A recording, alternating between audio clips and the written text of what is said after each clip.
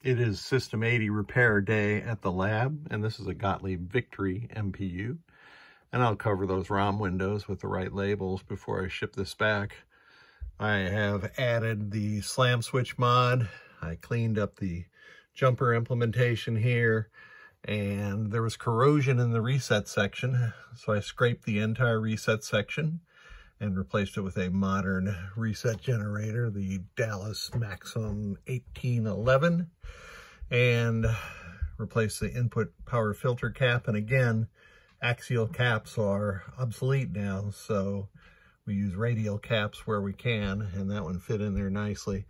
The biggest problem with this MPU was that the switch matrix was damaged, and somebody had been chasing this problem before. So I took out all the socketed chips and tested them in my chip tester and found two of them failed. This one and this one. This is a row and a column. So I was hoping that was the extent of the failure. Put the board into my game, and switch row 4 was not working. That's starting numbering from 0. So the root cause of that was a 6532 was damaged here. So I've replaced it with one of my NOS pieces.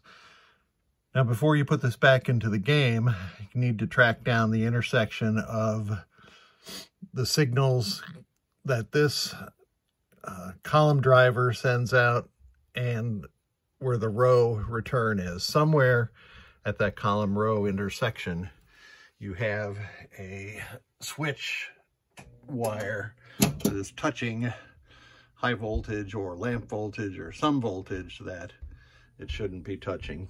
So let's boot it up. It's in my RoboWars, and of course it's going to drive the lamps differently in RoboWars, but you can see it is driving most of the lamps. In Victory, these two lamps here are flashers. So let's put it into test. And I'm going to skip over all the audits and go right to lamp test.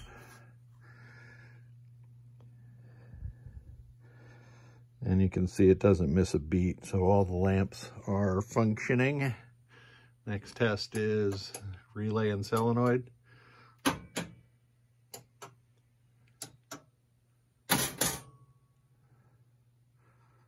So you can see or hear something actuate with each one of these. Not a surprise. This is a known good driver board in my RoboWar. Now here's where we ran into some trouble. When I was testing it before, row 4, that one there, would not work. So that proves everything in column 1 is working, except for row 7, and I don't press it yet because it is the test button. So now when I press the row 7 test button, we'll advance to the dip switches, and those are correct for what they are set to on the board. And here is the lethargic Gottlieb display test. Last test is memory test, and it will tell us the checksum of prom 1, which is actually the second prom over here. It's just labeled prom 1. And back to the start. So this MPU is good to go now. We really need to find out what was damaging the switch matrix and the circuitry in the game, and resolve that before we plug this in and power up. Thank you for sending it.